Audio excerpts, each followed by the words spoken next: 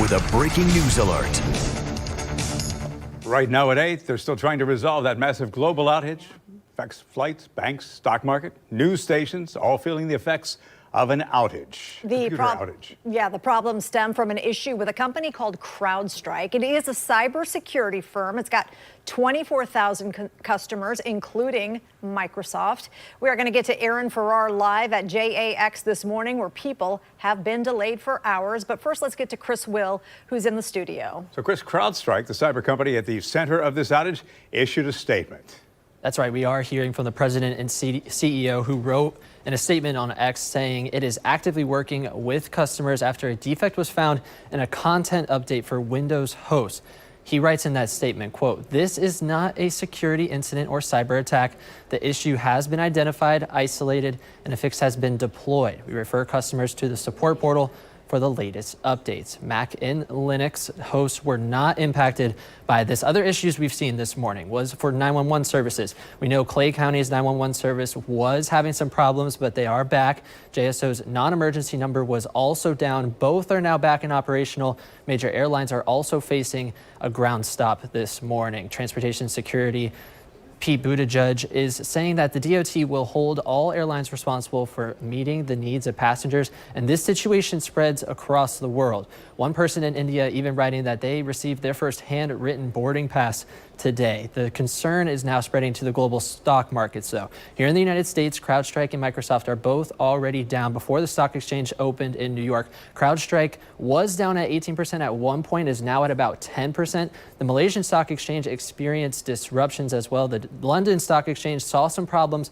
with its news service, but says it is open as normal. It is unknown what impact that may have on the New York Stock Exchange, but opening is set to continue at 9:30 this morning. We will keep you updated as we continue to learn more. Live in the studio, Chris Will, Channel 4, the local station. Chris, thanks so much. All morning long, we've been checking in with News4JAX reporter Aaron Farrar, who is live at Jacksonville International Airport. You've had crowds behind you all morning, and I see they're still there. You did just get an update from Delta Airlines because many people have been stranded, not just here, but around the world. What are you hearing, Aaron? So some flights are now being able to start resuming, but others are still delayed, at least for now. That's why you still see some of those long lines, specifically at Delta and at United, all the way stretching down to the middle of the airport, down to these desks as well. But this is the most recent update from Delta within the last 5 minutes. Delta has resumed some flight departures after a vendor technology issue impacted several airlines. That issue necessitated a pause in Delta's global flight schedule this morning. It has issued a travel waiver for all customers who have flights booked today. It allows customers to manage their own travel changes on their website. So again, some of those flights have resumed. However, some are still delayed. That's also the case for United as well. That's what that long line is leading up to that desk as well. We spoke with one gentleman who is trying to fly to Houston. He said he is still delayed. He has no idea when he'll be able to make his flight. I'm gonna have to see this long line kind of discouraged me, and it was crazy because I was supposed to be in Houston by now. You know what I'm saying? And just seeing this long line, I mean, everybody discouraged and they don't like it. I mean, I had a lot of plans going to be changed, and I wanted to do them plans today. But I mean, hey, it happens. So the consensus is a lot of people are just dealing with it the way that they have to. It is what it is.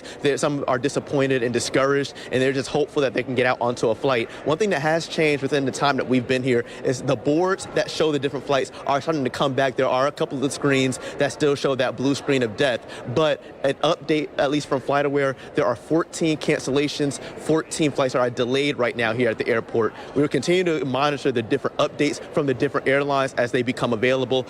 But for now, we will keep you posted on what we learn throughout the course of the day as this situation continues to develop. We're live this morning inside the airport. I'm Aaron Farrar, Channel 4, the local station. JAX gets busy, but that looked like Chicago O'Hare. I mean, that is not a good scene out there. Keep in mind, we're at the height of the busy summer travel season.